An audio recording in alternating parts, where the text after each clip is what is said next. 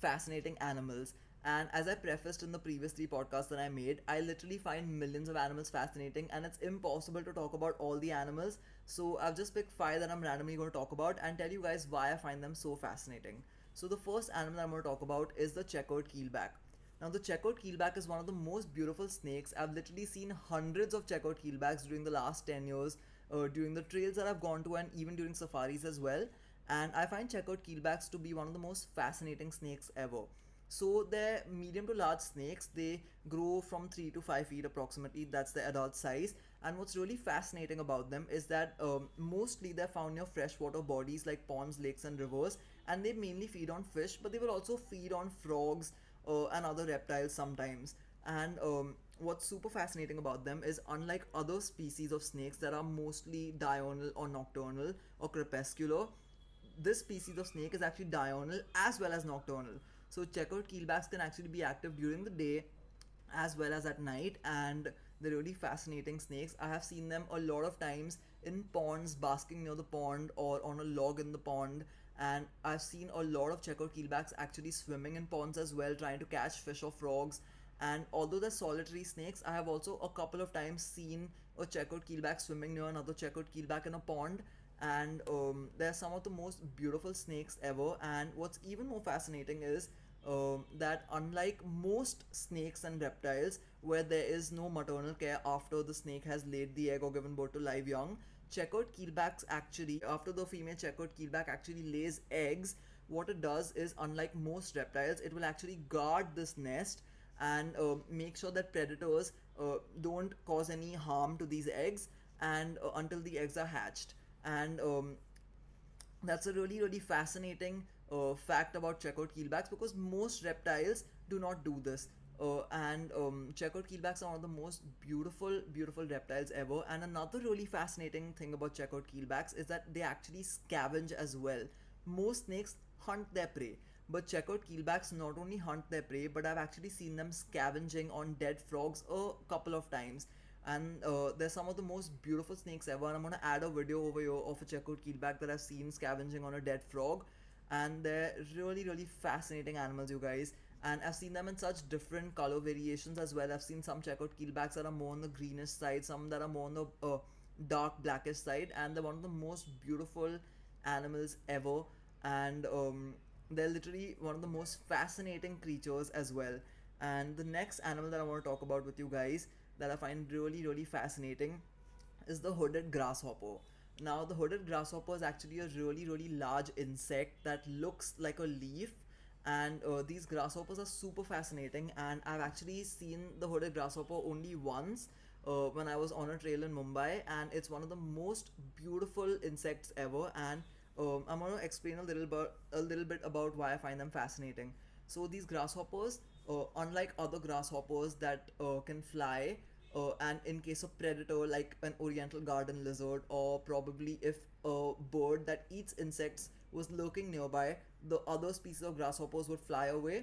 What's really fascinating about the hooded grasshopper is, since it so heavily relies on its camouflage where it looks just like another leaf, if a predator like a myna or another bird that eats insects is nearby, what it actually does is it lays completely still and motionless.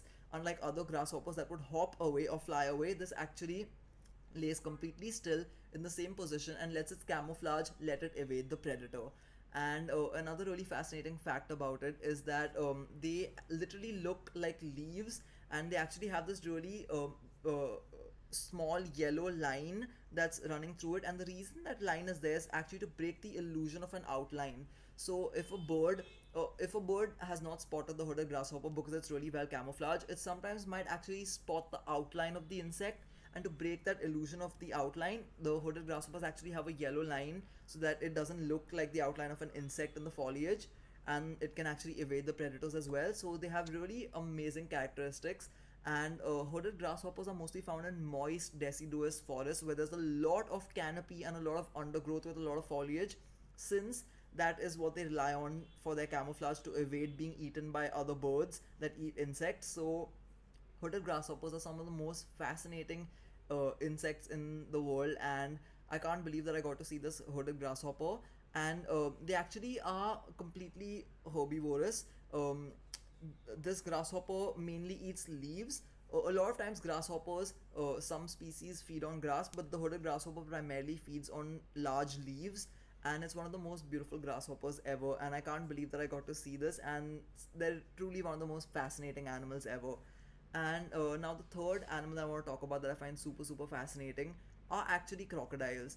And I love crocodiles so much, and I can talk about crocodiles so much. I find crocodiles to be some of the most fascinating animals in the world. And apart from the fact that there are so many different species of crocodiles, and that they can, some species thrive in fresh water, some species thrive in salt water, some species thrive in brackish water.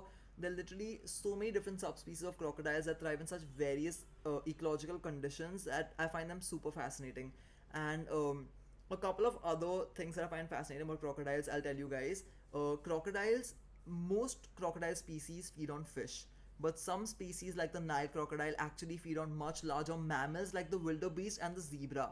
And what these Nile crocodiles will actually do is that they will be waiting in these rivers where the migration, they know when the migration is happening, and they will be waiting where there's a crossing of the river, where they know that the wildebeest and the zebras, the thousands of them, are going to cross that particular path.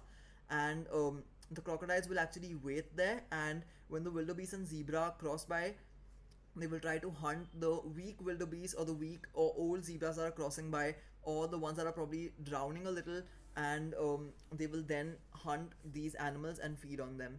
And Nile crocodiles are some of the most vicious crocodiles in the world, and Nile crocodiles actually eat such large prey like zebras, impalas, kudu, and even other wildebeest. They eat, like, although wildebeest are so huge.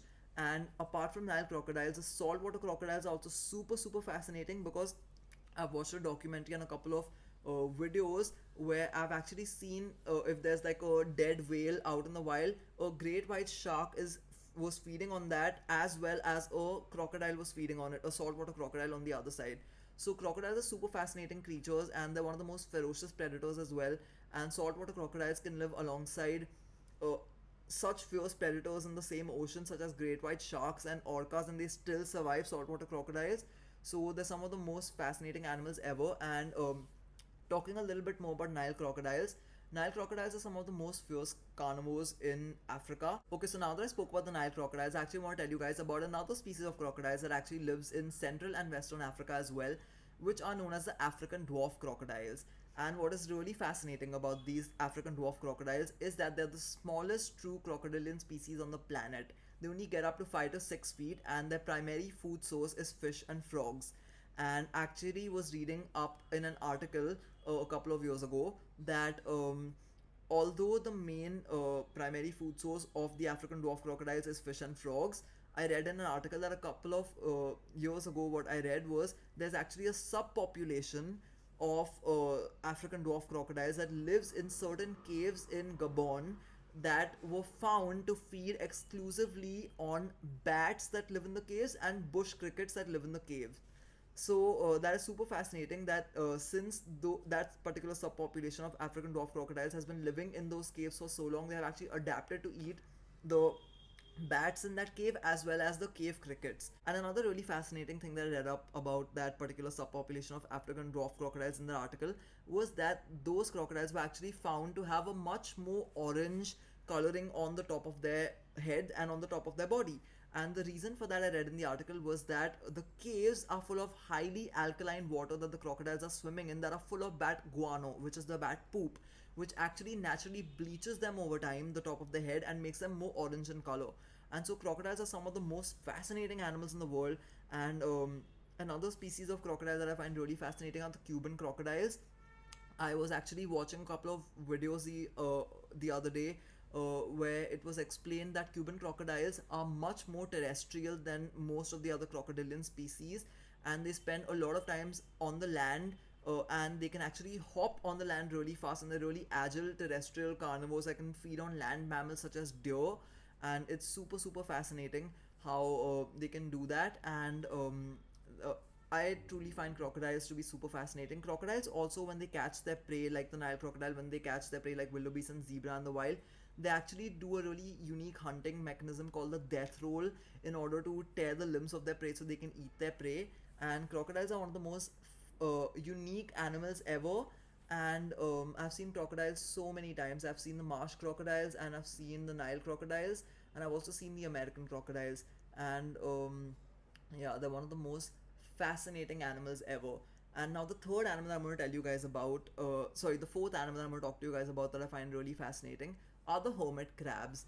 And I literally find hermit crabs so fascinating. As I've mentioned in my previous podcast, I literally love hermit crabs. I think they're one of the most beautiful creatures of the ocean. And I've gone exploring the tide pools so many times, and even on the coast, even on the shore, and even in the tide pools, I've seen various different hermit crabs with different shells. And hermit crabs are really fascinating as they keep growing, and they aren't true crabs.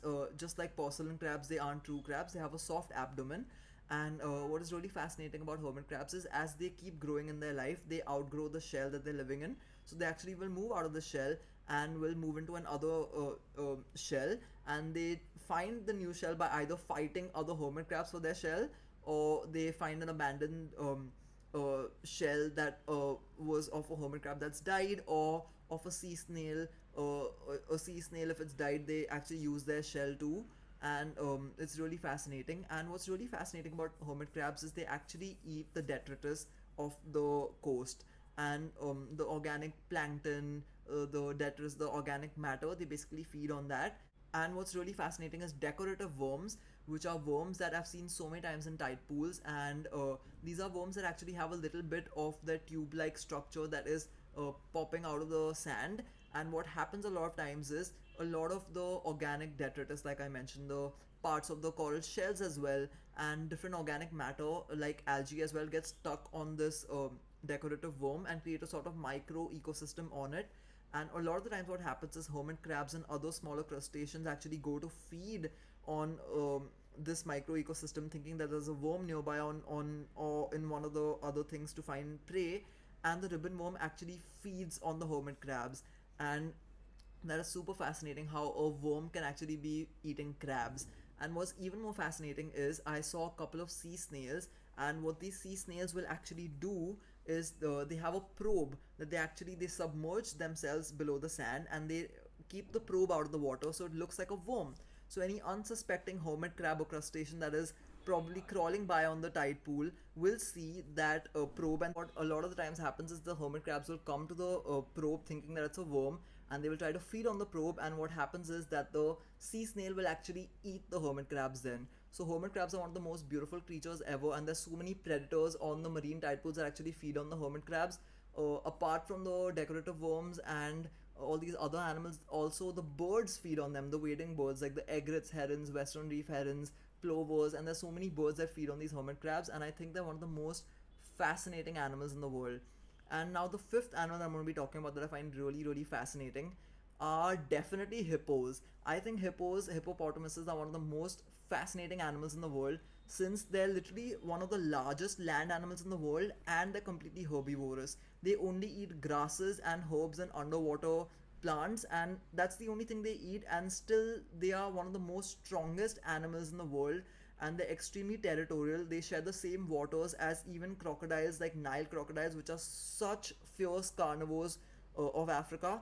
And a lot of the times African hippos will actually defend their territory against lions as well. They are not afraid of lions. And sometimes baby hippos can be preyed upon by a pride of lions, but mostly the adult hippos are not scared of lions, and they will actually be quite territorial if a lion is entering their territory. And hippos are one of the most fascinating animals in the world for sure.